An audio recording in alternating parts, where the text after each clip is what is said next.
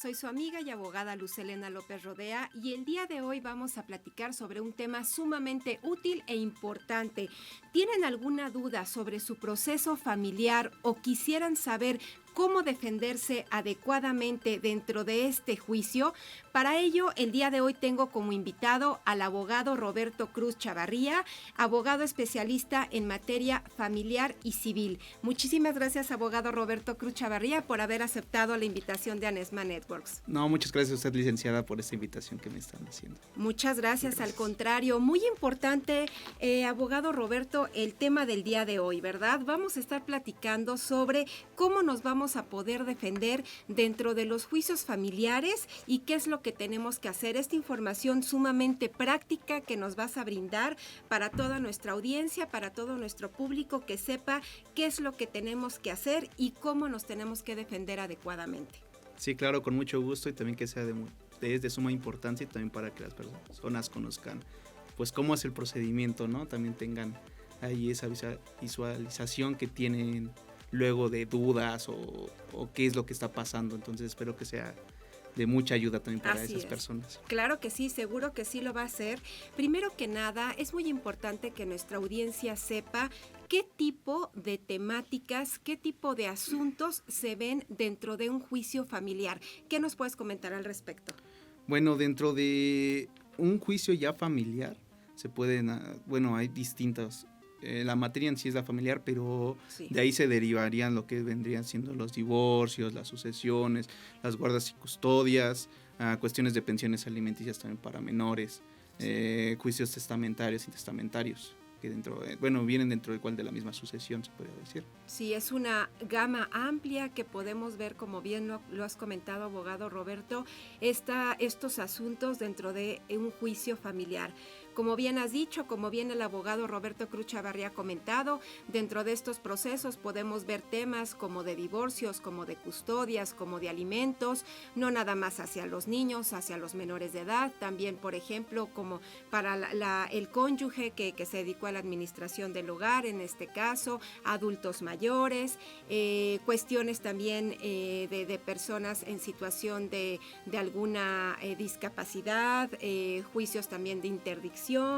En este caso, como lo has comentado, muy importante, los juicios sucesorios, intestamentarios, cuestiones de naturaleza, de sucesiones también, podemos verlos dentro de los juicios familiares, pues realmente es una gama amplia de estas temáticas que podemos ver. Ahora, ¿qué es lo que tenemos que hacer, abogado Roberto, si yo me veo en la necesidad de tener que iniciar un juicio, en este caso de carácter familiar? ¿Qué es lo que voy a tener que hacer? O también para que conozcamos cómo se inició el juicio y yo soy, en este caso, el demandado. ¿Qué va a suceder? ¿Cómo se inicia? Bueno, cuando eres parte actora, como se inicia este juicio es con un escrito inicial, dependiendo. ¿Por qué? Porque como mencionamos, dentro de la misma materia familiar hay distintos tipos de juicio. En este caso, por ejemplo, más formalmente para un divorcio, en este caso es más que nada es una solicitud que tú le haces al juzgado para la separación que quieres hacer con el cónyuge, en este caso. Dentro de ese mismo proceso, esa misma solicitud, tú realizas un convenio respecto a lo que vienen siendo los bienes, en caso de que haya menores y haya hijos de las partes, pues respecto a visitas y convivencias, pensión alimenticia, etcétera. Entonces, en el mejor de los casos, si las dos partes están pues de acuerdo, se puede decir que eso es un poco más rápido, se podría llevar a cabo más rápido. Pero entonces también de ese convenio puede haber una contrapropuesta. Ahora sí, la otra parte, la parte de demandadas, se puede considerar, puede realizar una contrapropuesta y de ahí se puede derivar un convenio si no se sigue el juicio. En ese caso, por ejemplo, respecto a lo que sería, cuestiones de pensiones alimenticias, guarda y custodia, etcétera, eso ya se iniciará con un proceso, con un llamado escrito inicial, donde ahí tú vas a poner todas tus prestaciones referente a qué es lo que estás solicitando al juzgado que se vea. En este caso, por ejemplo, cuestiones de pensión alimenticia, un porcentaje que considere el juzgado, que puede abarcar hasta el 15%, 20%, etcétera, porque se tiene que realizar un cierto estudio para que se pueda proporcionar ese tipo de cantidad. Entonces, hacían las prestaciones dentro del mismo escrito inicial, también vendrían siendo narrados los hechos o las medidas también preventivas. En este caso, si existe algún tipo de violencia, no sé, por ejemplo, en un caso de guarda y custodia. Así es. O sea, para que se abarque las visitas y convivencias, si hay un tipo de violencia intrafamiliar entre una u otra de las partes, entonces ahí tú haces una solicitud al juzgado para que también las otorgue ellos y se puedan ejecutar, exactamente para evitar y velar por el interés superior del menor en este caso. Que todo esto son entonces las peticiones, todo lo que nosotros consideramos importante en primera instancia de solicitarle al juez. Exactamente. ¿De ahí qué sucede? Bueno, después de que se realiza dicho escrito, se tiene que ingresar ese escrito por una oficialía de partes común del mismo juzgado, dependiendo también el estado en que uno viva. En el juzgado es familiar, ¿no? Por ejemplo, aquí en la Ciudad de México venían siendo los juzgados familiares. Muy bien. En los estados, por ejemplo, en el Estado de México, cada municipio tiene sus juzgados, se puede decir. Entonces ahí se tiene que ingresar para que se otorgue en un juzgado familiar. Entonces, después de que ingresas ese escrito, esa solicitud, por ejemplo, que vendría siendo en caso del divorcio, sí. Ahí mismo, después de que te revisan el papeleo, los anexos que vendrían siendo las pruebas, etcétera, todo lo que vas a agregar junto a ese escrito, ellos te otorgan atrás de la foja, donde ponen ahí el número de expediente y también el juzgado, el que va a ver tu juicio, o sea, dónde te vas a dirigir posteriormente después de haber ingresado este escrito. Muy importante entonces eso, que sepamos que una vez que ingresamos esta solicitud, esta demanda al juez, de acuerdo a la naturaleza del caso, de cualquier área, cualquier asunto familiar que necesitemos, en esa oficialía de partes común se va a designar entonces el juzgado, quien es el juzgado en particular que va a conocer de ese caso y se le asignará su número de expediente. Exactamente. Ahora, ya que está ese expediente con el juez correspondiente que va a atender este asunto familiar, ¿ahí qué sucede primero que nada? ¿Qué es lo que hace el juez? Bueno, primero que nada, o sea, ya cuando te vas a dirigir a esa autoridad, visitas ese juzgado, llenas tu papeleta, tienes que estar pendiente de lo que sería el boletín judicial, que es donde sale la publicación de los acuerdos, de las fechas, para poder revisar si ha salido una novedad, se podría decir, dentro del mismo expediente. De tu caso. Exactamente. Entonces, te diriges en ese caso al archivo del mismo juzgado que te tocó, ahí lo solicitas con el número de expediente que anteriormente comentamos que te lo otorgan en la oficialía de partes común, y ahí revisarías lo que sería el acuerdo. Hay ocasiones en que si considera el juez que está todo de acuerdo a la ley, no hay ninguna duda, se podría decir, etcétera, o una aclaración, se admite en ese momento la demanda, ¿no? Muy bien. El proceso. Pero hay ocasiones de que también se puede prevenir a la parte actora en este caso. ¿Por qué? Porque puede ser que faltó algunos detalles o ocasiones luego hay, no sé, problemas mecanográficos, de que se pasa una letra o algo, entonces te piden aclarar eso, aclaraciones. Entonces te dan cierto tiempo, en ocasiones por lo regular son 5 días hábiles, 3.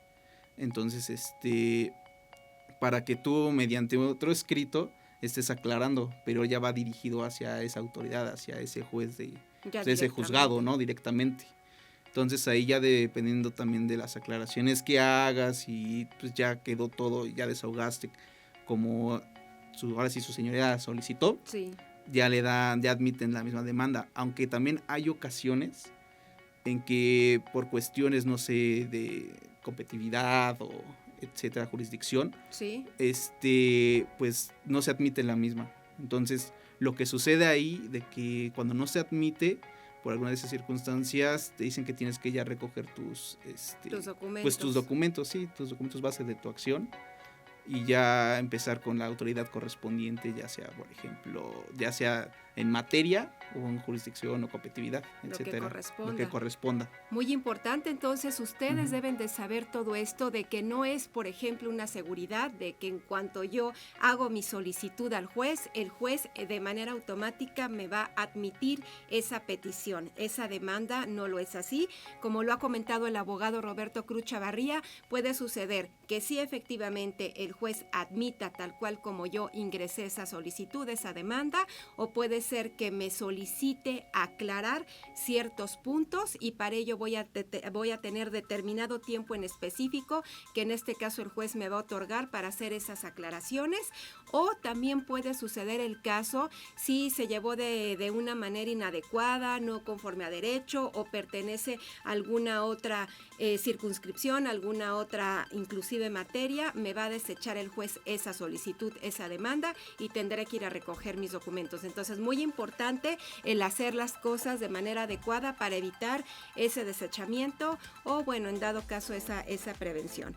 Ahora, ya que está todo correcto, abogado, en este caso, ¿qué sucede? ¿Qué es lo que pasa? Bueno, después digamos que en la situación ya está admitido todo, sí, todo lo que corresponde frente a la demanda. Entonces ahí lo que sería en el proceso sería el emplazamiento. Entonces ahí ¿qué pasa? Bueno, también dentro del mismo escrito inicial se debe de poner unos ciertos datos para la parte demandada. En este caso, un domicilio en donde se le llama primero, la primera notificación, emplazamiento. Muy importante esto. El emplazamiento consiste en de que le estás informando a esa persona que está siendo demandada referente a tus prestaciones que hiciste en el escrito inicial y él debe, es su derecho contestar esa demanda y pues también poner, a ver si no hay una reconvención en dado caso, etcétera, ¿no?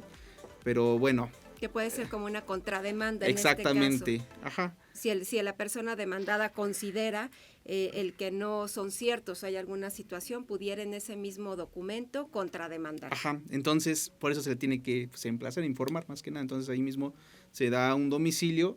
Cuando se admite, la demanda, se realiza una cédula de emplazamiento justamente. Entonces ahí vienen esos datos, se le pone lo que vendría siendo los traslados, que es un juego de copias prácticamente de todo lo que tú ingresaste. Muy bien. Hasta ese momento para informarle. Entonces, posteriormente de eso, de que se realice dicha cédula, se le tiene que dar a un actuario del mismo juzgado, que es el que va a realizar dicho emplazamiento, ya sea en el domicilio, puede ser de domicilio de particular de casa o de laboral, o sea, donde se encuentra esa persona. Entonces ahí viene especificado dentro de esa misma cédula en donde se puede encontrar, y ya después posteriormente ellos cuando encuentran a esa persona le entregan esos documentos, pues le informan de la situación del caso y por lo regular son 9 días los que tienen para contestar esa demanda.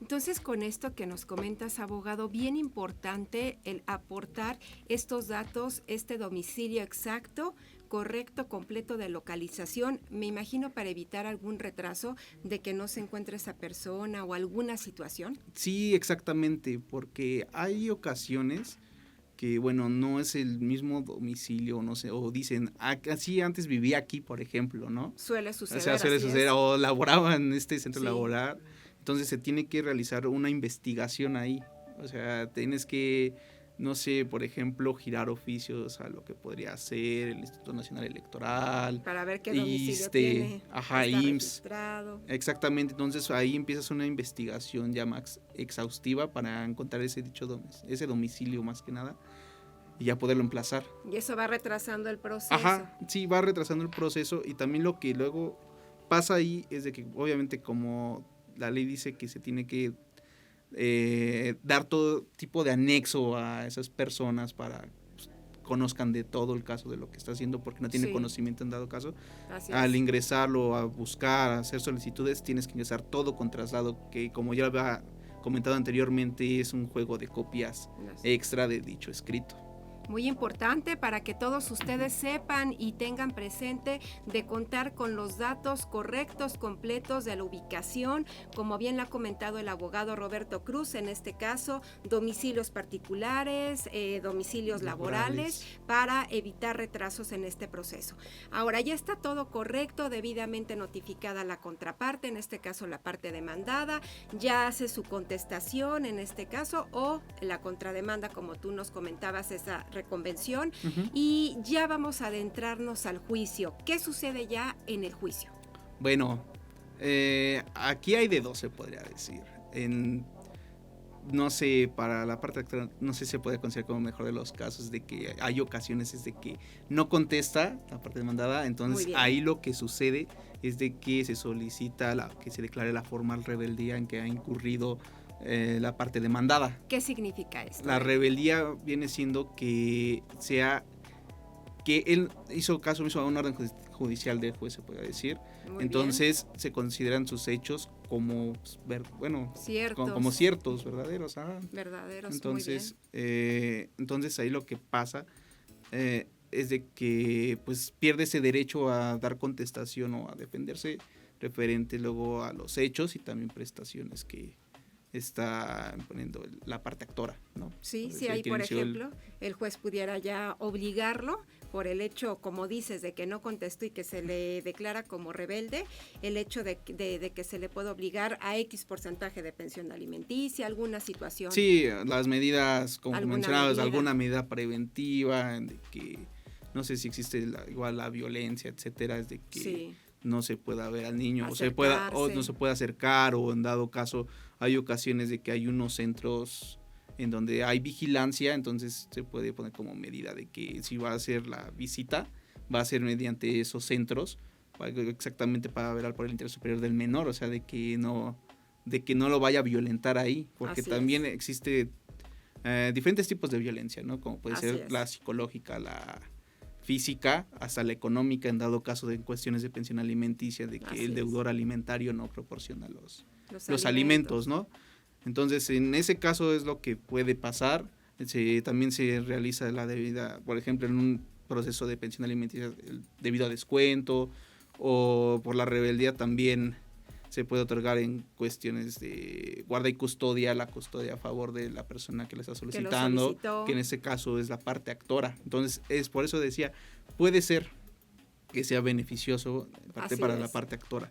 Pero hay ocasiones en que también pues no sucede, también estamos dependiendo mucho del criterio que tenga el juzgador en este caso, o sea, el juez, de que en dado caso luego dice, bueno, que se declara por una rebeldía, pero se siguen ciertos pasos antes de declarar algo ya definitivo, se podría decir. Muy bien, muy importante ese dato, gracias. Y si todo está correcto y la contraparte en este caso respondió en tiempo y forma, ¿ahí ya qué sucede durante el juicio?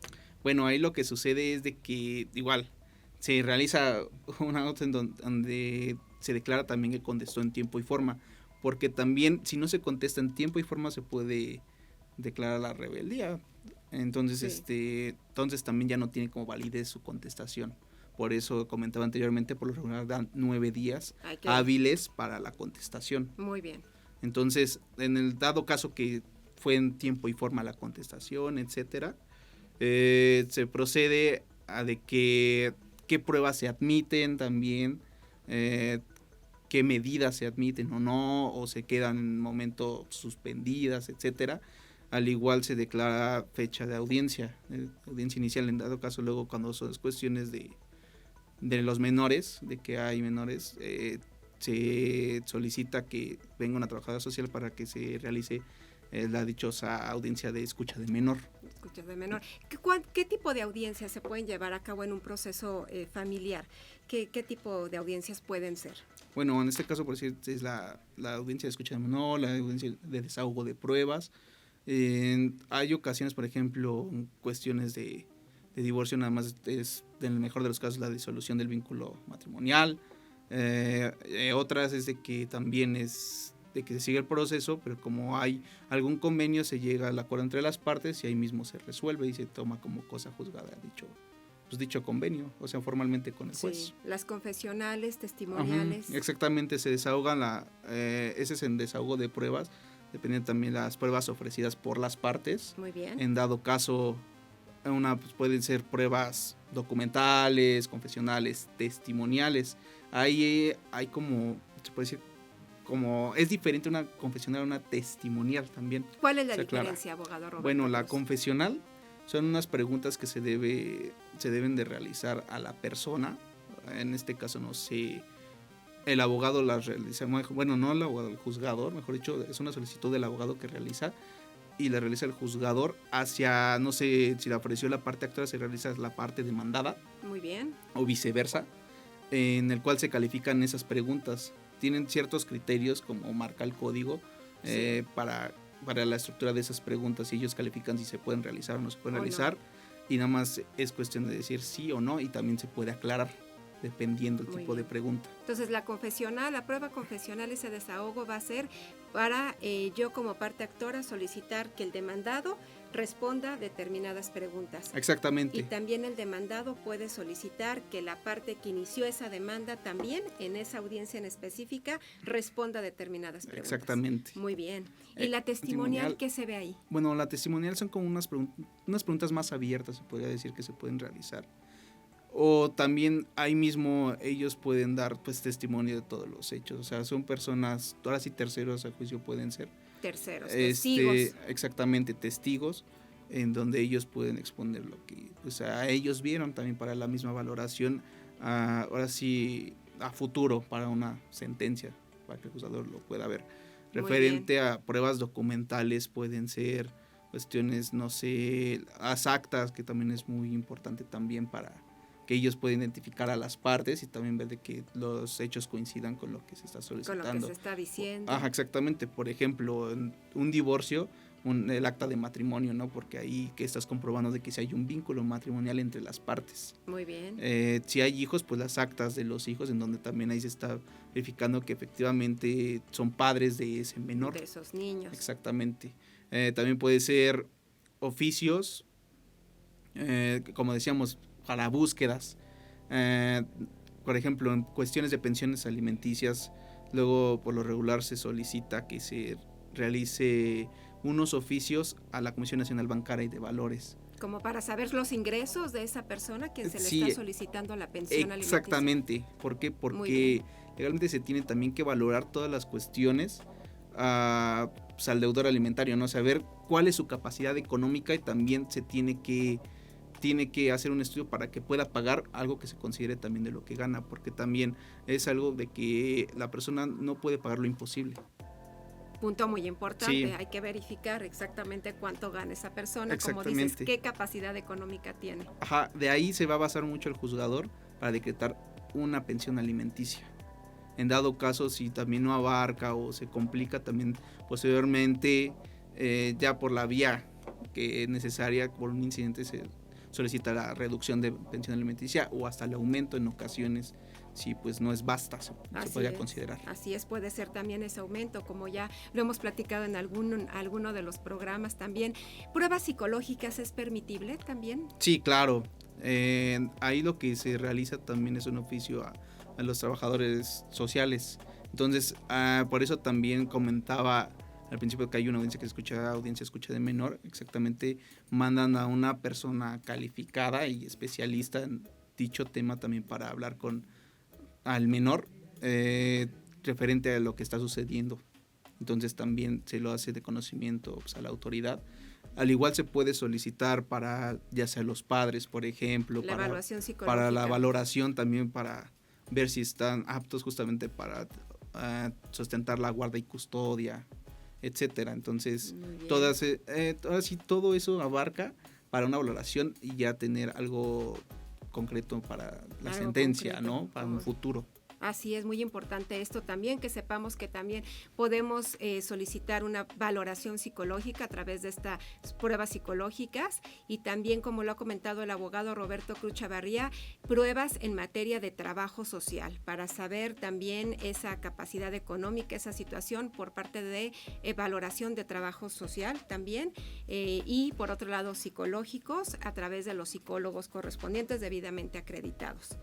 Muy importante esto. Y aparte, esta audiencia en particular que has comentado de la escucha de menor, el poder solicitarle al juez el que se escuche a esa niña, a ese niño o ese adolescente. Exactamente. También justamente para conocer a ellos qué es lo que también ellos perciben respecto al juicio. También a ver si no hay una afiliación parental, porque hay ocasiones de que ya sea el papá o la mamá, pues como dije anteriormente, los violentan psicológicamente y les están diciendo, oye, es que no le hagas caso, o tú di esto. Alguna manipulación. Exactamente, justamente es la afiliación parental, un tipo de manipulación que un padre ejerce hacia su hijo. Entonces, como contaba, Sí. ahí pueden decirle, di esto, haz el otro, dile Así que es.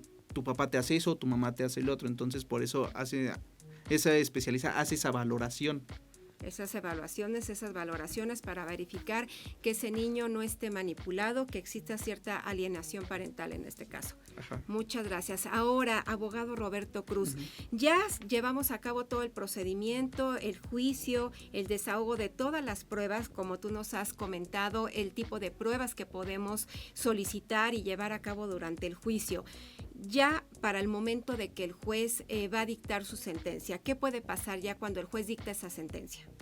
Bueno, lo que puede pasar cuando se dicte esa sentencia es de que como todo no estaba definido, en esa sentencia ya puede considerarse ya todo como pues, definido referente, no sé, las cuestiones de pensión alimenticia, guarda y custodia, si hubo algún convenio. Hay ocasiones que si hubo algún tipo de convenio y se fue en rebeldía el caso, dejan a salvo los derechos referentes a ese convenio, y se puede ver mediante un incidente que es otra demanda mediante ese mismo proceso, pero en ese mismo juzgado ya. Entonces ahí ya depende mucho del juzgador. Se puede ver las cuestiones también de lo que queda todo definitivo, referente, no sé, a las medidas provisionales. Repartición de bienes, Repartición, por ejemplo, ajá, tratándose exactamente. de un procedimiento de sucesiones. Ajá, exactamente. Cómo se va a repartir, en sucesiones lo que vendría siendo quién se va a quedar como representante, albacea, exactamente. Todo eso se va a definir. Ahora, ¿qué sucede si yo no estoy de acuerdo o alguna de las partes no está de acuerdo con esa sentencia que dicta el juez? Bueno, cuando alguien así no está de acuerdo, también tiene cierto límite de tiempo para hacer valer su derecho. Se puede decir que en este caso vendría siendo mediante apelación. Esta apelación es un escrito en donde tú vas a pues exponer tus agravios que tienes referente a esa sentencia, aunque no nada más puede ser en la sentencia, sino referente también puede ser a los acuerdos que saca el mismo juzgado. O sea, también se puede apelar. Que yo no estoy de acuerdo con alguna situación, alguna respuesta del juez durante el procedimiento. Exactamente, no nada más es mediante sentencia, sino nada más es referente a todo, bueno, en el proceso mediante todo ese tipo de acuerdos. Pero en este caso, por ejemplo, de la sentencia, pones tus agravios referentes a la sentencia. O sea, ¿qué es lo que te está agraviando a ti referente a todo lo que se resolvió en dicho auto? Entonces se realiza ese escrito y se ingresa ahí mismo a ese mismo juzgado, pero ellos tienen que remitirlo a un juzgado de alzada, que en este caso sería una sala familiar. En este caso ya a donde van, ya no va a resolver este juez, ya resuelve otra autoridad. Una autoridad superior a la de ese juzgado. Muy bien. Exactamente, entonces ellos también ya cuando le remiten todo, pues, valoran todo eso. Y también aquí lo que pasa es de que también referente a ese tipo de... Ahora sí, ese tipo de agravios que tú expusiste, también a tu contraparte le dan límites para también exponer referente a dar su opinión. Exactamente, ahora sí contestar esos agravios. Muy bien. Entonces también se remiten a esa sala, y la sala ya valorará si exactamente estuvo correcta esa sentencia o la modifica ellos mismos. Muy bien, ya estos magistrados entonces en este caso, como bien lo has comentado, van a valorar si se confirma esa sentencia de ese determinado juez o si se modifica dicha sentencia. Exactamente. Muy bien, pues muchas gracias, abogado Roberto Cruz. ¿Alguna recomendación que tengas para nuestra audiencia, nuestro auditorio? Bueno, yo creo que una recomendación para las personas sería la paciencia, porque luego dependemos mucho del juzgador, ¿no? También del juzgado, cómo trabaje, porque luego hay ocasiones de que la verdad un juzgado puede sacar algo muy rápido, como otro juzgado puede sacar algo más tardío, porque hacen tal vez algo, no sé, más exhaustivo en realizar el análisis, etcétera.